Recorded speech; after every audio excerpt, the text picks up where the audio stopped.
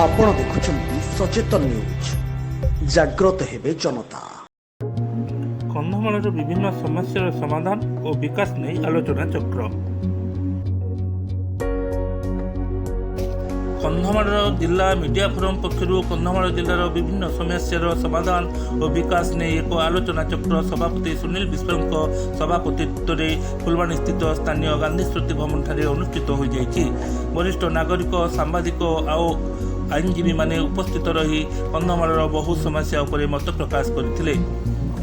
କନ୍ଧମାଳ ଜିଲ୍ଲାର କ'ଣ ବିକାଶ ହେବା କଥା, କ'ଣ ହୋଇପାରି ନାହିଁ, କିପରି ଭାବରେ ବିକାଶ ହେବ ସେ ବିଷୟରେ ଆଲୋଚନା କରାଯାଇଥିଲା। ଆଗାମୀ ଦିନରେ ଜିଲ୍ଲାର ସମସ୍ତ ସାଂଗଠନିକ ମୁଖିଆଙ୍କୁ ନେଇ ମିଡିଆ ଫୋରମ ତରଫରୁ ମୁଖ୍ୟମନ୍ତ୍ରୀଙ୍କୁ ଭେଟିବାକୁ ମତ ପ୍ରକାଶ କରିଛନ୍ତି। ଏଥିରେ ସମସ୍ତ ସାମ୍ବାଦିକ, ଓକିଲ ସଂଘ, ବରିଷ୍ଠ ନାଗରିକ ସଂଘ, ରିଟାୟାର୍ଡ କର୍ମଚାରୀ ସଂଘ, ବଜାର କମିଟି, ବୁଦ୍ଧିଜୀବୀମାନେ ସମ୍ପୂର୍ଣ୍ଣ ସହଯୋଗ କରିଥିଲେ। ଉକ୍ତ ଆଲୋଚନା ଚକ୍ରକୁ ବ୍ରଜବିହାରୀ ନନ୍ଦ ପରିଚାଳନା କରିଥିଲେ। ଫୁଲବାଣୀରୁ ରମେଶ ଚନ୍ଦ୍ର ପ୍ରଧାନଙ୍କ ରିପୋର୍ଟ, ସଚେତନ ନ୍ୟୁଜ। ଆପଣ ଦେଖୁଛନ୍ତି ସଚେତନ ନ୍ୟୁଜ। ଜାଗ୍ରତ ହେବେ ଜନତା।